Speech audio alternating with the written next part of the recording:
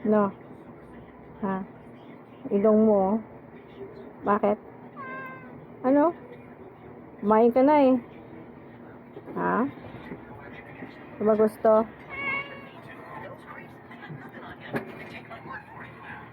Lagi ka na lang kayo sa may ano eh.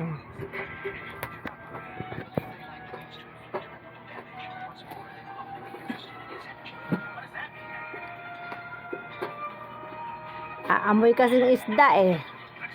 Cinnamon. Naamoy mo kasi ng isda, di ba? Bigyan mo lang nga yan sa anak. Okay. Bigyan mo na yan sila. Oh. Yan ako alakit hilaw pa. Bigyan mo hilaw. Kakulay na kayong dalawa. Iba kulay ni cinnamon. Parang dilaw. Parang may pagka-orange. Sino yan? Si Boy Gala yan? Si Gala yan? Ayan ha. Bigyan mo kasi. Bigyan mo cinnamon. Bigyan mo yung isa. Parang walang ma-inject.